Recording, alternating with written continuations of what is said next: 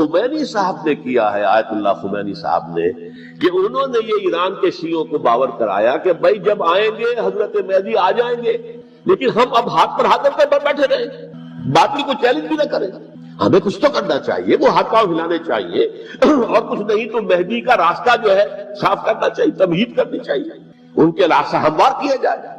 تو یہ ان کی بڑی عظمت ہے آیت اللہ خمینی صاحب کی، کہ اہل تشیع ایران کے جو ہے ان سے انہوں نے یہ بات منوا لی کہ ہم بالکل انرٹ نہیں بیٹھے رہیں گے، بلکہ اب انہیں نائب عوام کو ایسا کھڑا کیا ہے کہ 20,000 سے لے کر 30,000 کے درمیان انسانوں نے جانے دی، عورتوں کے جلوس نکلے، شیرخوار بچہ گود میں ہے عورت کے اور گولی کھا رہی ہے، مر رہی ہے، گر رہی ہے۔ اب سوچیے زندگی کتنی عزیز ہوتی ہے، اور شیرخوار بچے کے لیے ماں کی جو زندگی ہے، اس ماں کو اپنی زندگی کتنی عزیز تر ہوگی کہ اپنے لیے نہیں تو اس بچے کے لیے مجھے جینا ہے، لیکن نہیں، گولیاں کھائیں گری۔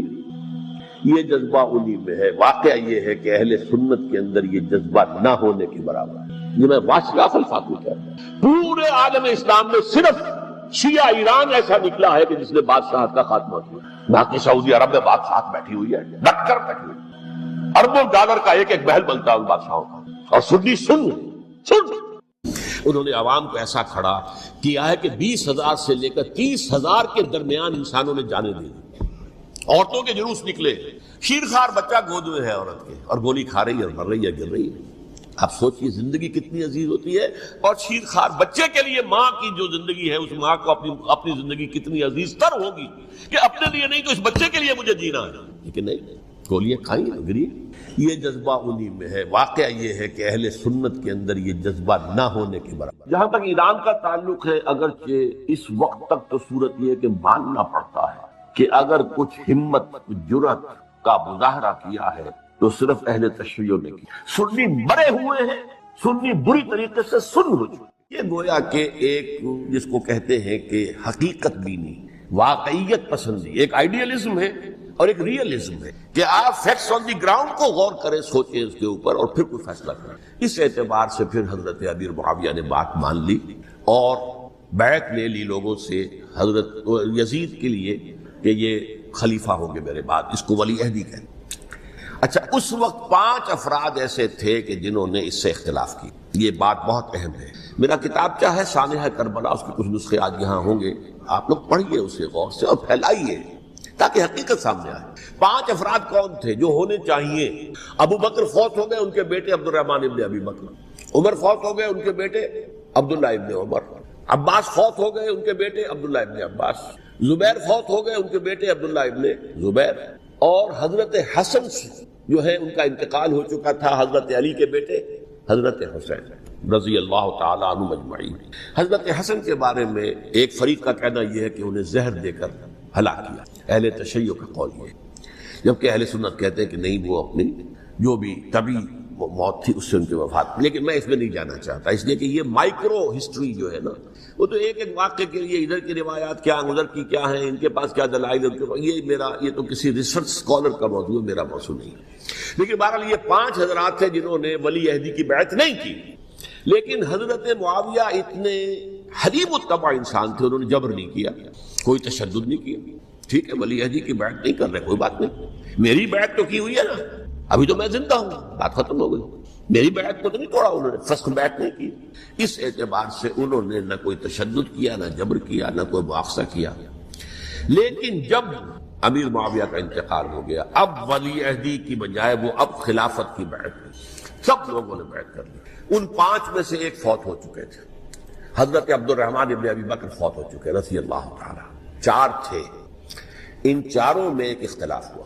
2 کی رائے یہ تھی، عبداللہ ابن عمر، عبداللہ ابن عباس، کہ اگرچہ یہ کام غلط ہوا ہے، اسلام کی روح کے منافی ہوا ہے، یہ بادشاہت کی بنیاد پڑ رہی ہے، لیکن یہ بات ایسی نہیں ہے کہ اس کی بنا پر ہم خانہ جنگی شروع کروا دیں، امت کے اندر خون خرابہ کروائیں، فساد کروائیں۔ لہذا انہوں نے بیعت کر لی۔ اب کوئی اگر یہ کہے معاذ اللہ کہ وہ بک گئے تھے یزید کے ہاتھ میں، معاذ اللہ ثم معاذ اللہ، وہی بات آپ اختلاف کر سکتے ہیں کہ انہیں نہیں کرنی چاہیے تھی، یہ کوئی رائے رکھے، مجھے اختلاف نہیں، لیکن ان کی نیت پر حملہ کریں گے تو حملہ محمد الرسول اللہ پر ہوگا صلی اللہ علیہ وسلم۔ عبداللہ ابن عمر کون ہے؟ کتنی حدیثیں ان سے جو ہے وہ منقول ہیں۔ عبداللہ ابن عباس کون ہے؟ جنہیں حضور نے جو ہے جن کے لیے دعا کی تھی، اے اللہ فقہوا فی الدین وعلموا التاویل، اے اللہ اس نوجوان کو دین کا فہم عطا کر اور قرآن کی تعویل اور تفسیر کا علم عطا کر۔ حبر الامہ کہلاتے ہیں۔ وہ کہیں پیسوں اور ٹکوں کے عوض بک جانے والے نہیں تھے، انہوں نے امت کی مصلحت دیکھی، نیت جو ہے اس پر حملہ نہ کیجیے۔ البتہ اختلاف کا حق آپ کو حاصل ہے۔ دو حضرات جو ہے ڈٹے رہے کہ نہیں، ہمیں کم وقت میں ریزسٹ کرنا ہے۔ عبداللہ ابن زبیر عمر کے اعتبار سے وہ بڑے ہیں، مسلمانوں میں سب سے پہلے ولادت مدینے میں جا کر جو ہوئی ہے وہ عبداللہ ابن زبیر کی ہوئی ہے۔ ہجرت کر کے جب مہاجرین وہاں پہنچے، کچھ عرصے تک کسی کے ہاں کوئی اولاد نہیں ہوئی، تو لوگوں نے تانے دینے شروع کر دیے کہ معلوم ہوتا ہے کہ یہاں آ کر یہ مکے کے رہنے والے جو ہے کمزور ہو گئے ہیں، ان کے ہاں اولاد ہی نہیں ہو رہی۔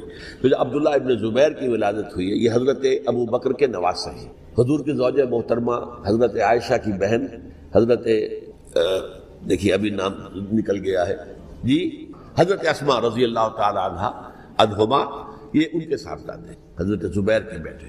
ان کا فیصلہ ہوا کہ ہمیں رجسٹ کرنا ہے کم وقت میں، ایٹ اینی کاسٹ۔ حضرت حسین ابن علی رضی اللہ تعالی عنہما کا بھی فیصلہ ہوا کہ ہمیں رجسٹ کرنا ہے کم وقت میں۔ البتہ ان میں بھی ایک اختلاف ہو گیا، یعنی یہ دو تو جڑے رہے، ان دو میں اختلاف ہو گیا۔ عبداللہ ابن زبیر کا کہنا یہ تھا کہ ہمیں حجاز میں رہنا چاہیے، یہ سرزمین ہے جس میں نبوت کی برکات سب سے زیادہ ہے، یہاں ہم مضبوط قلعے کے اندر ہیں، ہمیں یہاں سے جو ہے رجسٹ کرنا چاہیے اور ختم کرنا چاہیے اس نظام کے اندر جو خرابی آ گئی ہے۔ حضرت حسین رضی اللہ تعالیٰ عنہ کے پاس خطوط کا تانتا بنا ہوا تھا، کوفے سے لوگ خط لکھ رہے تھے، آئیے آئیے آئیے، ہم آپ کے ہاتھ پر بیعت کریں گے، ہم آپ کے ہاتھ پر بیعت کریں گے، ہم آپ کے ہاتھ پر بیعت کریں گے۔ یہی وہ کوفہ جو حضرت علی کا دارالخلافہ رہا تھا اور جو پھر صبائیت کا گڑھ بن گیا تھا۔ چنانچہ حضرت حسین نے حضرت مسلم بن عقیل کو بھیجا وہاں پر کہ میرے نمائندے کی حیثیت سے جا کر وہاں پر بیعت لو۔ 10-12 ہزار افراد نے بیعت کر لی، لیکن اس کے بعد یزید کی طرف سے گورنر بنا کے بھیجا گیا ابن زیاد کو۔ ابن زیاد نے آ کر جو تشدد کیا اور سختی کی تو سب کے سب بیعت توڑ کر اور سب منحرف ہو گئے۔ مخلصین تو وہ تھے نہیں، الکوفی لایوفی، کوفی جو ہے وہ تو کوئی وعدہ وفا کرنے والا ہوتا ہی نہیں، بیعت توڑ دی۔ فمن نقص فانما ينقص على نفسه، بیعت کے بعد بیعت توڑ دینا بہت بڑا گناہ ہے، توڑ دیا۔ ادھر اطلاع مل گئی حضرت حسین کو، چل چکے تھے، وہ راستے میں تھے کہ وہاں تو مسلم بن عقیل شہید ہو گئے اور سب لوگوں نے بیعت توڑ دی۔ اب واپس جانا چاہتے تھے لیکن مسلم بن عقیل کے بیٹے جو ہے اڑ گئے۔ یہ عرب کی اپنی ایک جو ہے پرانی ان کی حمیت اور ان کا قبائلی نظام کہ اب ہم اپنے والد کے خون کا قصاص لیے بغیر نہیں جائیں گے۔ حضرت حسین رضی اللہ تعالیٰ عنہ کی مروت اور شرافت، یہ میرا ساتھ دینے کے لیے آئے تھے، اب میں ان کا ساتھ نہ دوں تو یہ تو شرافت اور مروت کے خلاف ہے۔ کہا اچھا چلو چلتے۔ وہاں جا کر بھی عین اپنے میدان کے اندر بھی حضرت حسین رضی اللہ تعالیٰ عنہ نے 3 چیزیں پیش کی ان کوفیوں کے لشکر کے خلاف۔ سب سے بڑا لشکر کے اندر سب سے بڑے تو کوفی تھے جنہوں نے بیعتیں کی ہوئی تھی حضرت حسین کے ساتھ۔ دیکھو مجھے جانے دو واپس حجاز کی طرف، یا مجھے سرحدوں پر بھیج دو تاکہ میں کافروں کے ساتھ جنگ کرتے ہوئے اپنی جان دے دوں، یا مجھے یزید کے پاس جانے دو، میں اپنا معاملہ اس سے طے کر لوں۔ لیکن کوفیوں کو یہ گوارا نہیں۔ اگر یہ یزید کے پاس پہنچ گئے تو ہمارا کچا چٹھا بیان کر دیں گے کہ مجھے تو ان لوگوں نے برگلا کر بلایا تھا۔ اس لیے کہ دیکھیے حضرت امیر معاویہ کے 20 سالوں کے دوران میں بتا چکا ہوں، ان کی حکومت اتنی مستحکم تھی کہ اس کے خلاف کوئی فتنہ اٹھانا ممکن نہیں تھا۔ اب چونکہ چینج اوور ہوا تھا، اور چینج اوور میں آپ کو معلوم ہوتا ہے کہ ایک جس کو کہتے ہیں every thing is in the melting پاٹ، ابھی تو یہ درمیان کے اندر معاملہ ہے، تو انہیں موقع ملا، سر اٹھایا حضرت حسین رضی اللہ تعالیٰ عنہ کو، جو خطوط لکھے جس کے کہ تھیلے کے تھیلے اور بوریوں کی بوریاں بھری ہوئی حضرت حسین کے ساتھ تھی، وہ کہا کہ آئیے ہم آپ سے بیعت کریں گے، انہوں نے نہیں مانے۔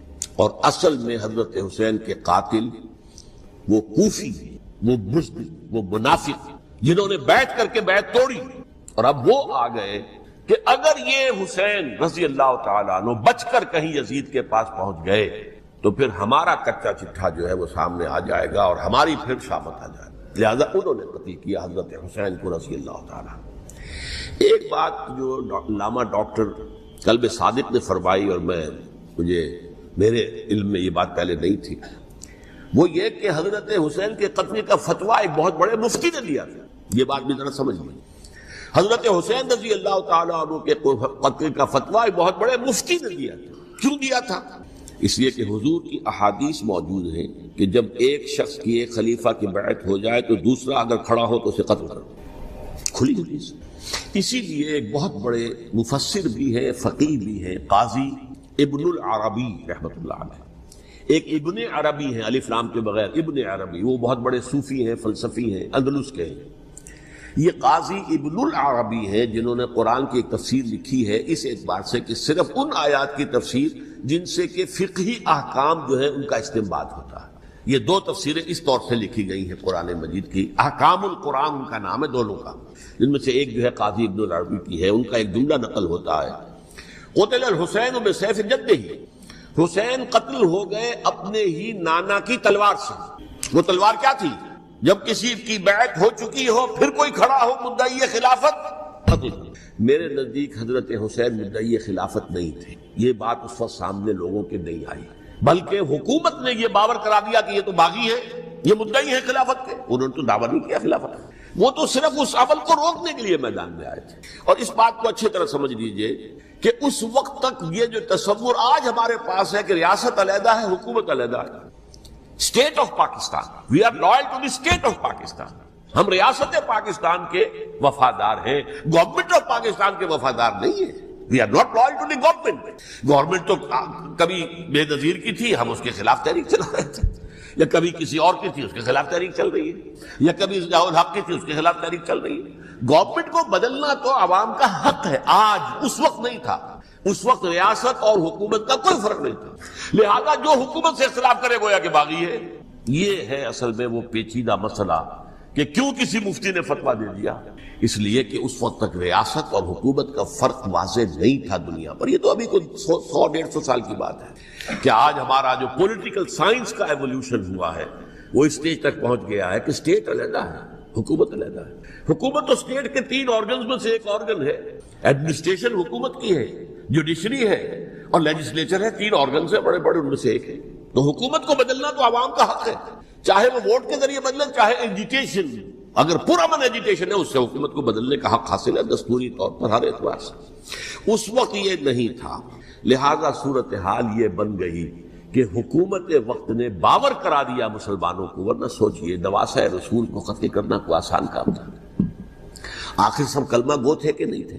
کلمہ گو تو تھے اور حضور سے عقیدت و محبت میں کبھی، لیکن یہ کہ فتویٰ اگر ایک بہت بڑے مفتی کا، جو کہ حضرت علامہ ڈاکٹر قلب صادق صاحب نے فرمایا، مجھے اس مفتی کا نام بھی معلوم نہیں، کہ ایک مفتی ہی کا فتویٰ تھا وہ، جس کے بنا پر اب ان لوگوں نے حضرت حسین کو قتل کیا، اور یہی وجہ ہے کہ انہوں نے پھر خیموں کو بھی آگ لگا دی۔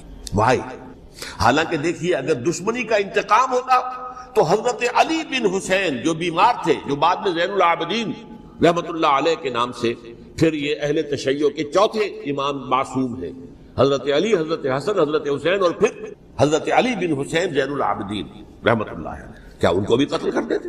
حضرت حسین کی نسل ہی ختم ہو جاتی، لیکن نہیں کیا۔ آگ کیوں لگائی؟ آگ اس لیے لگائی کہ وہ جو ڈاکومنٹری پروف ہے ہماری غداری کا یزید کے خلاف حضرت حسین کو جو ہم نے دعوت دی، وہ جو ڈاکومنٹری پروف خطوط کی شکل میں موجود ہے وہ ختم ہو جائے، ڈسٹرائے ہو جائے۔ اس کے لیے انہوں نے خیموں میں آگ لگائی۔ بہرحال یہ ہے تاریخی پس منظر، یہ اسی سبائی فتنے کا تسلسل ہے جس نے سب سے پہلے حضرت عثمان کی جان لی رضی اللہ تعالیٰ عنہ۔ 5 سال تک مسلمانوں میں خانہ جنگی رکھی، حضرت علی کو پھر شہید کیا، اور اس کے بعد جو ہے 20 سال حضرت امیر معاویہ کے تو سر نہیں اٹھا سکے، لیکن پھر جب ایک چینج اوور ہو رہا تھا تو اس وقت انہوں نے موقع غنیمت سمجھا کہ اب کھڑے ہو جاؤ اور اب دوبارہ ایک فتنہ جو ہے اس کو امت کے اندر پیدا کر دو۔ اچھا، اس معاملے میں ایک بات جو میں نے وہاں کہی کہ ہمارے ہاں شاعرانہ جو مبالغہ آمیزی ہے، یہ میری گفتگو کا حصہ انہوں نے حذف کر دیا ہے، اور میں نے ایک سنی شاعر بہت بڑے عالم جن کے حوالے سے آج بھی میری تقریر ہوگی خالق جناح ہال میں، مولانا محمد علی جوہر کے ایک شعر کے حوالے سے کہا کہ قتل حسین اصل میں مرگ یزید ہے، اسلام زندہ ہوتا ہے ہر کربلا کے بعد۔ میں نے کہا بالکل محمل شعر ہے، اسلام مرا ہی نہیں تھا، زندہ ہونے کا کیا سوال؟ اور اگر کسی درجے میں مزمحل یا زخمی ہوا تھا تو وہ تو رہا، کربلا کے بعد بھی رہا، یزید کی حکومت بھی رہی، بنو امیہ کی حکومت بھی چلی، کوئی تبدیلی تو نہیں آئی۔ یہ کیا کہہ رہے ہیں؟ اسلام زندہ ہوتا ہے کربلا کے بعد۔ میں نے کہا اسلام مرا نہیں تھا، جیسے میں نے یہ کہا کہ ملوکیت جو ہے وہ اب شروع نہیں ہوئی، ملوکیت تو 20 برس پہلے شروع ہو چکی تھی حضرت امیر معاویہ کے، لیکن ظاہر بات ہے کہ حضرت حسن نے، حضرت حسین نے اس کو قبول کیا اور حضرت حسین نے تو پھر 10 سال تک ولی عہدی جو تھی چاہے بیعت نہیں کی لیکن اس کے خلاف میدان میں آ کر چیلنج تو نہیں کیا. اس اعتبار سے یہ معاملہ جو ہے اسلام زندہ ہوتا ہے کربلا کے بعد، یہ بے تکی بات ہے. ہاں حضرت شاہ اسماعیل شہید رحمۃ اللہ علیہ کی اگر میں تشبیہ کو تمثیل کو سامنے رکھوں تو اسلام کی عمارت 6 منزل آیا، 6ٹھی منزل ٹاپ کی وہ گر گئی، 5 منزلیں انٹیکٹ تھیں، اسلام مرا نہیں تھا. عدالت میں شریعت کے مطابق فیصلے ہو رہے تھے، قاضی تھے، مفتی تھے، شریعت نافذ تھی، اسلام کہاں مرا تھا. جبکہ خود کہہ رہے ہیں علامہ قلب صادق کے ایک مفتی کے فتوے سے حضرت حسین کو قتل کیا گیا. اب وہ مفتی کی رائے، اس کی بدنیتی ہو جو بھی ہو وہ جانے، اللہ جانے، لیکن عام مسلمان کیا کریں. اس پہلو سے اسلام مرا نہیں تھا. ہاں ایک منزل گر گئی تھی، وہ گری رہی، 1000 برس تک گری رہی، یہاں تک کہ آ کر مغربی امپیریلزم نے اس کے گرایا، ملوکیت کا معاملہ ختم کیا اور وہ جبریل ملوکیت دوسری آ گئی. ورنہ وہی بادشاہی چلی ہے، بلکہ دور بنو امیہ میں وہ بادشاہی پوری طرح اس نے بالوں پر نہیں نکالے تھے، اصل بالوں پر تو اس نے نکالے ہیں دور بنو عباس میں آ کر. اور پھر سلاطین جو ہے ترک، جو خلفائے ترک خلفاء ہے، ان کا بھی بادشاہت تھی اور کیا تھا، وہ خلافت تو نہیں تھی. تو یہ تو اسلام میں جو بھی نقص واقع ہو گیا تھا، کبھی واقع ہو گئی تھی، وہ جو کی تو برقرار رہی، اس کو بھی تسلیم کیا. میں اللہ کا شکر ادا کر کے کہتا ہوں کہ دونوں حضرات، دونوں شیعہ دانشور اور بڑی اعلیٰ سطح کے جو شیعہ عالم تھے، انہوں نے اس بات کو تسلیم کیا اور میری اس بات کو چیلنج نہیں کیا.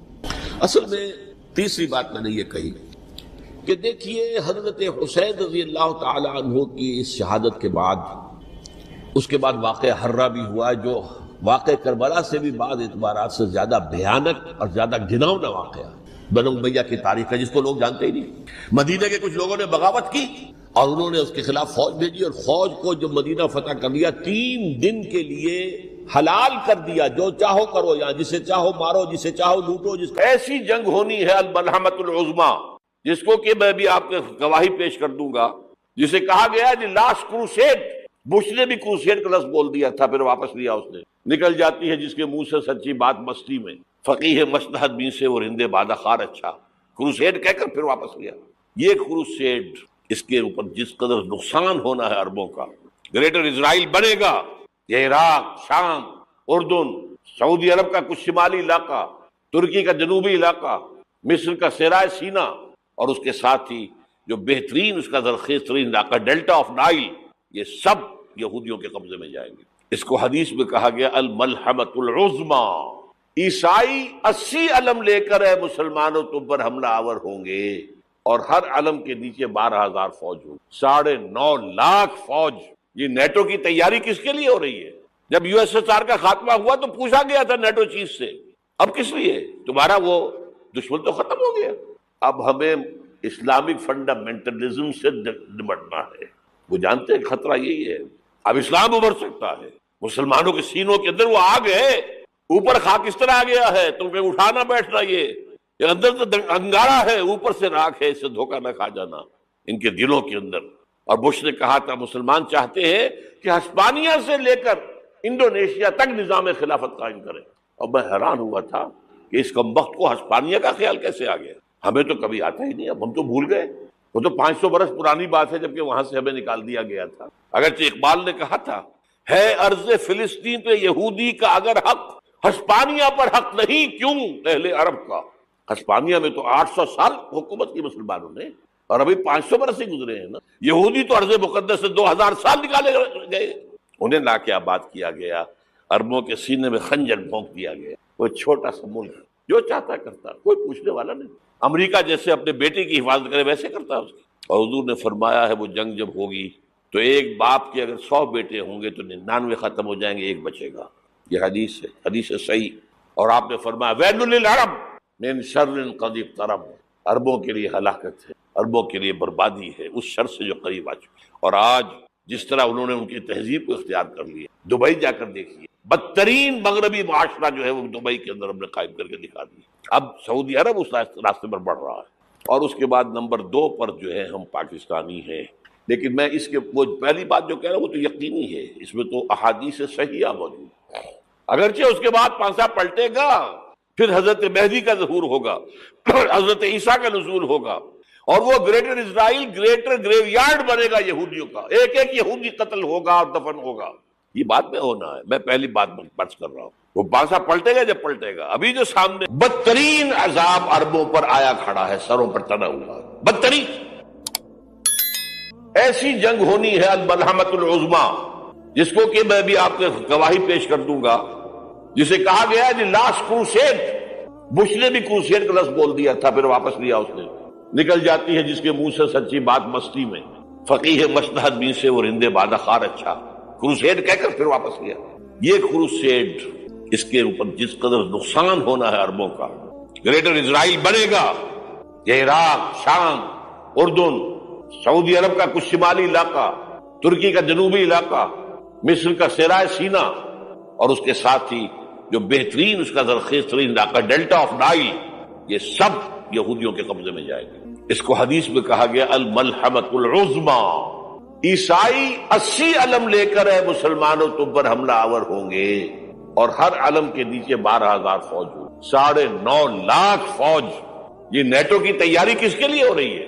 جب یو ایس ایس آر کا خاتمہ ہوا تو پوچھا گیا تھا نیٹو چیف سے، اب کس لیے؟ تمہارا وہ دشمن تو ختم ہو گیا، اب ہمیں اسلامک فنڈامنٹلزم سے نمٹنا ہے۔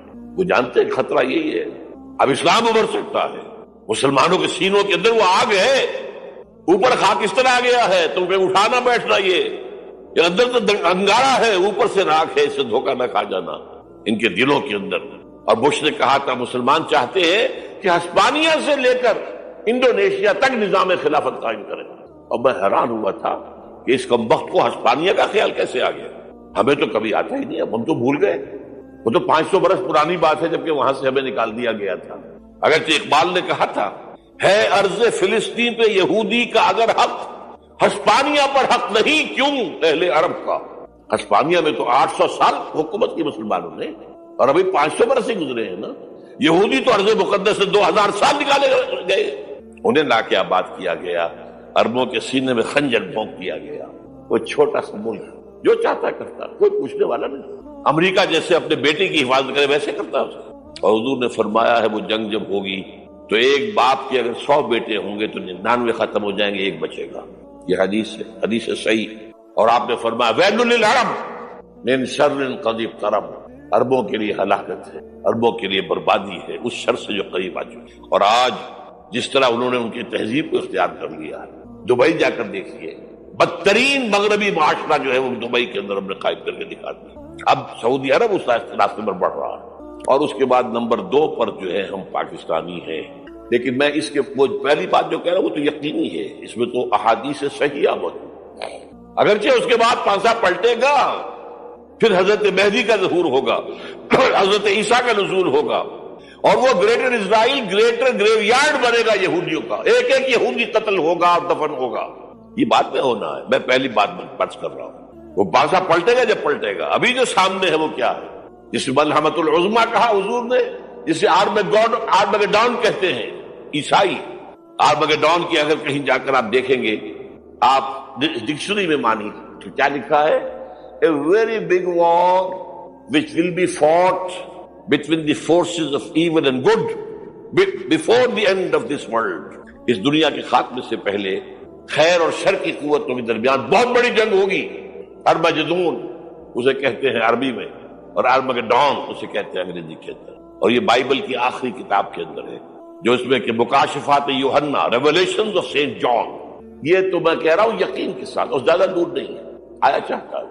اس لیے کہ یہودیوں کا اور عیسائی جو کنزرویٹوز ہیں، نیو کنزرویٹوز، ان کا 5 نکاتی ایجنڈا ہے متفق علیہ، جس کے تحت کہ یہ جنگ صلیبی شروع کی گئی ہے۔ وہ سن لیجئے آپ۔ آرمگیڈون نمبر 1، گریٹر اسرائیل قائم ہو جانا اس کے نتیجے میں نمبر 2، مسجد اقصی اور قبۃ الصغریٰ کو گرانا نمبر 3، وہاں 3rd ٹیمپل، وہ مسجد جو حضرت سلیمان نے بنائی تھی 1000 قبل مسیح میں، پھر برباد کی تھی نبوکدنیزر نے، دوبارہ بنائی گئی، پھر دوبارہ ختم ہوئی 70 عیسوی اور تک گری پڑی ہے۔ ان کا خانہ کعبہ گرا ہوا ہے 70 عیسوی سے لے کر آج تک۔ ایک دیوار ہے ویلنگ وال، جہاں جاتے ہیں، روتے ہیں، پیٹتے ہیں، ماتم کرتے ہیں، وہاں وہ بنے گا 3rd ٹیمپل۔ اور نمبر 4، اس میں لا کر رکھا جائے گا تخت حضرت داؤد کا۔ یہ تخت کہاں ہے اس وقت؟ یہ لندن شریف کے اندر، جو ان کی پارلیمنٹ کا جو چرچ ہے، ویسٹ منسٹر ایبے اس میں رکھا ہوا ہے. ایک پتھر تھا جس پر بٹھا کر حضرت داؤد کی تاج پوشی ہوئی، پھر حضرت سلیمان کی ہوئی، پھر وہ پتھر رکھ دیا گیا جب حضرت سلیمان نے بنایا ہیکل مسجد اقصی، وہاں رہا وہ. ہر بادشاہ جو تھا یہودی اسی کے اوپر بٹھا کر اس کی تاج پوشی ہوتی تھی. سن 70 میں ٹائٹس نے گرایا اسے ہیکل کو، وہ پتھر لے گیا، وہاں سے روم گیا، روم سے آئرلینڈ گیا، آئرلینڈ سے اسکاٹ لینڈ آیا، اسکاٹ لینڈ سے انگلینڈ آیا، اور اب وہ رکھا ہوا ہے 14ویں صدی عیسوی سے آج تک. وہ ویسٹ منسٹر ایبے میں رکھا ہوا، ایک کرسی کی سیٹ میں اسے بنا دیا گیا ہے تخت کی شکل میں. اب انگریزوں میں کوئی ملکہ ہو، کوئی بادشاہ ہو جس کی بھی تاج پوشی ہونی اس میں ہوگی. یہ لا کر رکھا جائے گا تھرڈ ٹیمپل میں، اور اس پر یہودیوں کے خیال کے مطابق ان کا مسیحا آئے گا جو مسیح دجال ہوگا. عیسائیوں کے خیال کے مطابق حضرت عیسیٰ آئیں گے، وہ ہمارا بھی خیال ہے حضرت عیسیٰ آئیں گے علیہ السلام. بہرحال یہ تو بات کی باتیں ہیں نا. اس وقت جو میں عرض کر رہا ہوں عربوں پر بہت بڑا عذاب، اور پاکستان کا معاملہ البتہ یہ ہے، میں یقین سے نہیں کہہ سکتا. ہینگنگ ان دی بیلنس، ہو سکتا ہے اللہ تعالیٰ ہم پر رحم فرمائے، ہو سکتا ہے اگرچہ اس کی کچھ شرائط ہوگی. چمن کے مالک اگر بنا لے موافق اپنا شعار، اب بھی چمن میں آ سکتی ہے پلٹ کر چمن سے روٹھی بہار، اب بھی ہو سکتا ہے. اور یہ بھی ہو سکتا ہے کہ اللہ تعالیٰ نے معجزانہ طور پر ہمیں ملک دیا، ہم نے اللہ سے بدعہدی کی، وعدہ خلافی کی، غداری کی، لہذا سزا دی جائے اور ہم سے یہ ملک چھین دیا جائے. It's just possible. دور نہ سمجھے، اس انہونی بات نہ سمجھے. جو گھیراؤ ہو رہا ہے آپ کے مغرب میں نیٹو فورسز اور مشرق میں بھارتی فورسز گدھوں کی طرح بیٹھے ہوئے انتظار کر رہے ہیں پاکستان اور ڈیسٹیبلائز ہو جائے، یہاں اور بدامنی ہو جائے. اب لاہور میں پھر آج دھماکے ہو گئے ہیں. 2 دن پہلے کا دھماکہ میں سہ کے آیا ہوا ہوں، آپ کے سامنے بیٹھا ہوں. وہ جانے بچی ہیں جو ہماری اکیڈمی کا حشر ہوا وہ تو میں آپ کو نہیں بتا سکتا. یہ سارا کیوں ہو رہا ہے؟ تاکہ یہاں بدامنی ہو جائے اور ہمیں جواز مل جائے، مغرب سے نیٹو فورسز داخل ہو جائیں، مشرق سے بھارتی فورسز آ جائیں اور ہمارے ایٹمی دانت توڑ کر اور پھر ہمیں بھارت کے سامنے ڈال دیا جائے. نو ڈو ایز یو لائک. یہ ان کا نقشہ ہے. ہوگا کیا وہ اللہ جانتا ہے، ہوگا وہ جو اللہ چاہے.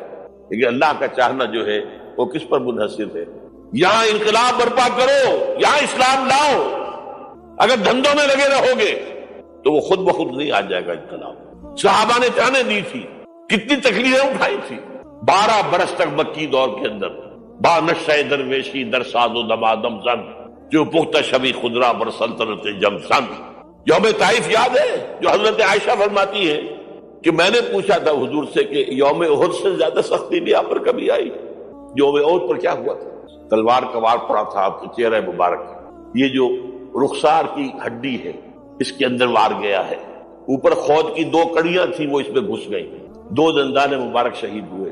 وہ خود کی کڑیاں ایک صحابی نے اپنے دانتوں سے پکڑ کر کھینچنے کی کوشش کی، دانت نکل گئے، وہ نہیں نکلی. کیا جتن کر کے نکالی گئی ہوگی تو خون کا فوارہ آیا.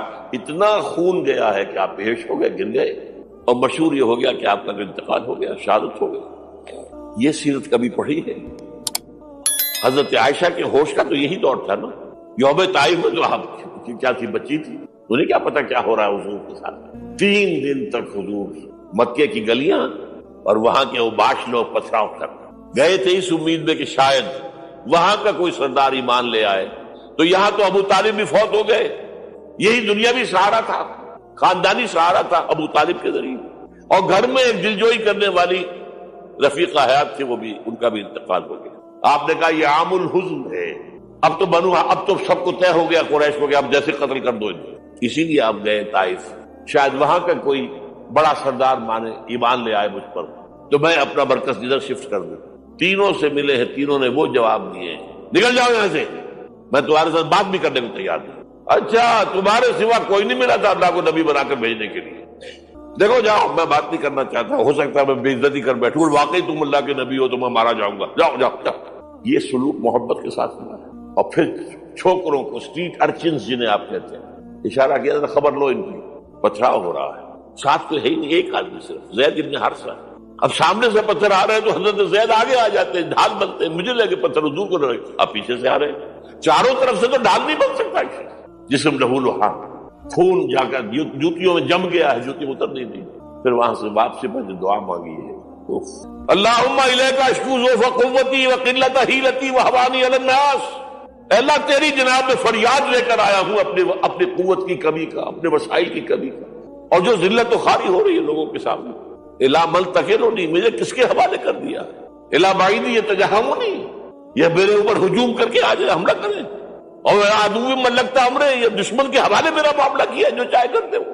لیکن پھر عبدیت غالب آتی، ان لم یکن علی غضبک فلا ابالی، اے اللہ اگر تو ناراض نہیں ہے تو مجھے کوئی پرواہ نہیں، سر تقدیم خم ہے جو مزاج یار میں، مجھے اندیشہ یہ ہے کہ تو ناراض تو نہیں ہوگی۔ یہ تکلیفیں جھیلی ہے، سینکڑوں صحابہ نے جانوں کا نذرانہ پیش کیا ہے، احزاب کی جنگ میں فاقوں پر فاقے ہو رہے تھے، اور ان فاقوں کی حالت میں خندق کھودنے کا حکم ملا ہے، لوگوں کی کمریں دوہری ہو رہی ہیں، پتھر باندھے ہیں اپنے پیٹوں سے اپنی چادروں کے ساتھ کس کر قبر دوہری نہ ہو جائے۔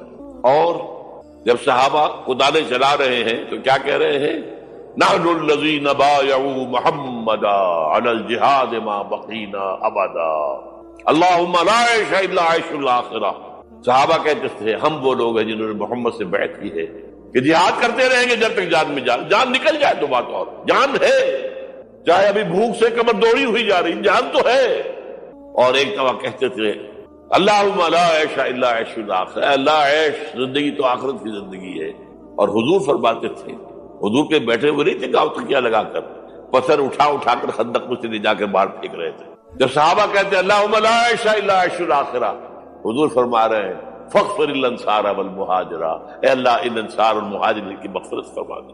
پھر حضور کی خدمت میں کچھ لوگ آئے، حضور اب یہ فاقہ ناقابل برداشت ہو گیا، دیکھیے ہم نے یہ پتھر باندھے ہوئے اپنے پیٹ میں۔ حضور نے کرتا اٹھا کر دکھایا، وہاں 2 پتھر باندھے ہوئے۔ یہ ہے سیرت النبی۔ آپ کس چیز کو سیرت النبی سمجھتے ہیں؟ بہرحال اس موضوع پر میری ایک کتاب ہے منہج انقلاب نبوی، کہ انقلاب کیسے آیا تھا۔ اگر دل میں ذرا بھی آرزو پیدا ہو گئی ہو کہ اللہ قبول کر لے مجھے قبول کر لے اس کام کے لیے، تو وہ کتاب آپ کے لیے مسٹ۔ بہرحال یہ تحریکیں جو ہیں اس میں بہت کچھ، ایک تو پازیٹیو اثر نکل چکا ہے، وہ باقی ہے، وہ ختم ہونے والا نہیں ہے، کہ کچھ صدیوں کے انحطاط اور زوال کی وجہ سے ہم سمجھ بیٹھے تھے کہ اسلام بھی بس ایک مذہب ہے، اب ہم سمجھتے نہیں اسلام دین ہے اور یہ غلبہ چاہتا ہے۔ لیکن یہ تحریکیں سب کی سب ناکام ہوئی۔ اس کی 2 وجوہات ہیں، ویسے میری کتابوں میں تفصیل سے بحثیں ہیں ان پر۔ پہلی وجہ یہ ہے کہ ان تحریکوں نے اسلام اور اس کے نظام پر تو بہت توجہ دی ہے، ایمان پر توجہ نہیں دی۔ اسلام ایک عمارت ہے جس کے نیچے بنیاد ایمان ہے، جب تک ایمان قوی نہیں ہوگا، لیونگ تھرابنگ ایمان، برننگ ایمان وتھ کنوکشن، اس وقت تک یہ مہم سر نہیں ہو سکتی۔ اور نمبر 2، میتھڈالوجیز انہوں نے جو ہم اصل تحریکیں تھیں ان سے بورو کر لی، کمیونسٹوں سے لے لی، سوشلسٹوں سے لے لی، فاشسٹوں سے لے لی، اور گوریلوں سے لے لی۔ یہ ساری جو ہے بوروڈ میتھڈالوجیز ہیں، حالانکہ اس میتھڈالوجی لینی چاہیے تھی سیرت محمد سے صلی اللہ علیہ وسلم۔ ان 2 غلطیوں کی وجہ سے یہ ساری تحریکیں ناکام ہو گئی۔ اور اب ہونے والا کیا ہے؟ اب جو ہونے والا ہے، نمبر 1، فوری طور پر تیسری عالمگیر جنگ جو سر پر کھڑی ہوئی ہے، آرمگیڈون جسے وہ کہتے ہیں بائبل کی اصطلاح میں، اور الملحمۃ الکبریٰ یا الملحمۃ العظمیٰ، یہ حدیث کے اندر کہا گیا ہے۔ متفق گردید رائے بو علی بارائے من، انجیل کی آخری کتاب ریولیشنز آف جان، اس میں آرمگیڈون، اگر ڈکشنری میں دیکھیں گے تو آپ کو معنی ملیں گے آرمگیڈون کے، a very big war which will be fought between the forces of evil and good before the end of this world۔ اور اسی کا ذکر حضور نے کیا، بہت بڑی جنگ ہوگی، بہت بڑی جنگ ہوگی، مڈل ایسٹ اس کا میدان بنے گا، اور اس جنگ کے اندر عربوں کا شدید نقصان تہس نہس ہو۔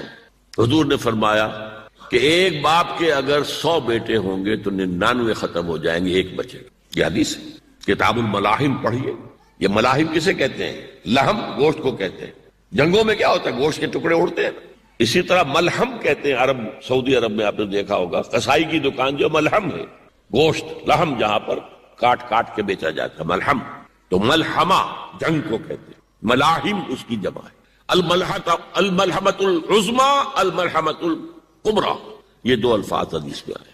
عربوں پر یہ عذاب کیوں آئے گا؟ سمجھ لیجئے کہ امت مسلمہ اگرچہ پوری مجرم ہے، اس وقت پوری دنیا میں کسی ایک ملک کے اندر بھی اسلام کا نظام قائم نہیں ہے، اور اسی لیے ضربت علیہم الذلۃ والمسکنۃ وباؤوا بغضب من اللہ، آج ہم اس عذاب میں مبتلا ہیں. میری کتاب موجود ہے اس پر، سابق اور موجودہ مسلمان امتوں کا ماضی، حال اور مستقبل ہے. آج کیوں ذلیل کہ کل تک نہ تھی پسند گستاخی فرشتہ ہماری جناب نے. اس کا جواب یہ ہے ان میں سب سے بڑے مجرم عرب ہیں، جن کا جتنا اونچا رتبہ ہوتا ہے اتنا ہی پھر ان کی جرم کی سزا بھی سخت ہوتی ہے. ازواج مطہرات سے کہہ دیا گیا تھا کہ تم کوئی غلط حرکت کرو گی تمہیں دوہری سزا ملے گی.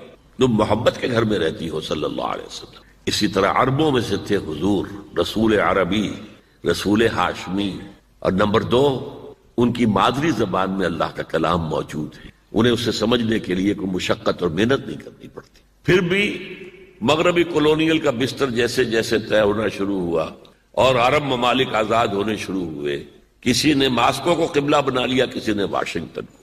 اسلام کو کسی نے اپنا قبلہ نہیں. میرے اپنے اندازے میں ہولوکاسٹ جو ہوا تھا پچھلی صدی میں، اس کو 10 سے ضرب دے دیجئے، اتنا بڑا ہولوکاسٹ مڈل ایسٹ میں ہوگا اس ملحمۃ العظمی اور ملحمۃ الکبریٰ کے. بہت برے دن آ رہے ہیں، بہت برے دن آ رہے ہیں، بہت برے دن آ رہے ہیں. البتہ اس کے بعد پانسا پلٹے گا. اس پانسا پلٹنے کی کیا وجہ ہوگی وہ بھی میں آپ کو بتا دوں. مسلمانوں کو دوبارہ فتح ہونی شروع ہوگی. مسلمان پہلے تو یہ سارے عرب ممالک نکل جائیں گے، گریٹر اسرائیل بن جائے گا گویا کہ. عراق ہے، شام ہے، سعودی عرب میں وہ آ جائیں گے مدینے کے قریب تک، مدینے کے اندر داخل نہیں ہو سکیں گے. وہ اللہ کی طرف سے خاص پروٹیکشن اسے ہوگی. باقی وہ اپنا گریٹر اسرائیل بنا لیں گے. پھر جو ہے there will be a reversal، اور اس ریورسل میں مسلمان دوبارہ ریگین کریں گے اپنے کھوئے ہوئے علاقوں کو. اس میں 3 واقعات کو ذہن میں رکھیے. پہلی بات وہ جو میں کہہ چکا ہوں کہ کسی نہ کسی ملک میں، کسی عجمی ملک میں، عربوں پر تو عذاب آ جائے گا، آخری عذاب آئے گا. عجمی مسلمان ملک میں نظری طور پر ایران بھی ہو سکتا ہے، افغانستان، پاکستان، اور کسی درجے میں بھارت. وہاں بھی تو آخر 20 کروڑ مسلمان ہیں. لوگ 18 کہہ دیتے ہیں اور وہ 12 بھی کہہ دیتے ہیں کہ 20 یا 25 کروڑ مسلمان بس رہا ہے ہندوستان کے. بہرحال یہ جو دوبارہ پھر مسلمان جو ہے ابھریں گے، اس میں پہلا سبب کیا ہوگا کہ کسی علاقے میں، عجمی مسلمان علاقے میں، خلافت علی منہاج النبوہ قائم ہو جائے گی. میرے نزدیک پاکستان اور افغانستان، میرا گمان ہے واللہ عالم. میں نے کہا تھا ان باتوں میں اختلاف کی گنجائش ہے، یہ کوئی میں قرآن و حدیث کی روح سے نہیں کہہ رہا ہوں، لیکن جو میرا مشاہدہ ہے افغانستان کی تقسیم ہو جائے گی، پختون حصہ جو ہے پاکستان کے ساتھ ملے گا. اور یہ یہاں پر وادی سندھ، جس کو اقبال نے کہا ہے کارواں زی وادی دور و دراز آیت برو، اس جہاں پر خلافت علی منہاج النبوہ کا نظام قائم ہوگا اور یہاں سے فوجیں چلیں گی. نمبر 1. نمبر 2، عرب کے ریگزار میں 15ویں صدی کے مجدد کا ظہور ہو جائے گا. مہدی کو ہم مانتے ہیں مجدد، شیعہ مانتے ہیں 12ویں امام جو چھپے ہوئے ہیں. ان کے امام معصوم جو ہے 12، ان میں سے آخری جو ہے وہ چھپے ہوئے ہیں غار میں 1200 برس سے، اور وہ ظاہر ہوں گے. یہ ان کا عقیدہ ہے، ہمارا نہیں ہے. ہم سمجھتے ہیں جیسے ہر صدی میں اللہ مجدد بھیجتا رہا، اسی طریقے سے میرے گمان میں 15ویں صدی کے مجدد جو ہے وہ حضرت مہدی ہوں گے. ان کی حکومت جا کر یہ فوج قائم کرے گی. عربوں میں دم نہیں ہوگا، وہ اپنی عیاشیوں کی وجہ سے بالکل کھوکھلے ہو چکے. دولت کی فراوانی اور عیاشی. یہ بھی سننے میں آتا ہے دروغ برگردن راوی کہ اگر کوئی فوجی قافلہ ان کا چل رہا ہوتا ہے تو وہ بجائے ٹرکوں میں بیٹھنے کے وہ اپنی کاروں میں بیٹھ کے ساتھ ساتھ چلتے ہیں. وہ ٹرک خالی چل رہے ہوتے ہیں. ٹرک کی سختی جو ہے، سخت سیٹ جو ہے برداشت کرنا ان کے بس کا روگ نہیں ہے. بہرحال یخرج الناس من المشرق یطیعون للمہدی، یعنی سلطان ہو اس کی حکومت کو مستحکم کرے. پھر حضرت مہدی کی طرف سے شروع ہوگا معاملہ جہاد، اور یہ سارا جو ملک چھوٹ ہم مسلمانوں کے ہاتھ سے نکل گئے تھے یہ واپس لے گئے. آج سے کوئی 40 سال قبل میں بڑے بھائی کے ساتھ مشرقی پاکستان تھا، اس میں 67-68 کی بات کر رہا ہوں، سیر کے لیے گئے تھے. میرے ایک ہمنام اسرار الحق صاحب وہاں پہ چیف انجینئر تھے پاک PW، انہوں نے دعوت دی تھی آؤ میں یہاں ہوں سیر کرا دوں. ڈھاکہ اور مختلف جگہ، چٹاگانگ، چوٹوگرام جسے کہتے ہیں. وہاں ایک ملاقات میں اسرار الحق صاحب نے، وہ اب امریکہ جا چکے، وہیں کی آباد ہو گئے، پہنچی وہیں یہ خالد یہاں کا خبیر تھا. انہوں نے ایک جملہ کہا جس پر مجھے بہت پیش آیا تھا. جملہ سنیے، India is a very great country and Pakistan is only a nuisance to it. انگریزی دان لوگوں نے تو سمجھ لیا ہوگا بھارت ایک بہت بڑا ملک ہے اور پاکستان اس کے لیے تھوڑی سی سرگرانی کا باعث ہے بس۔ آج یہ جملہ 100%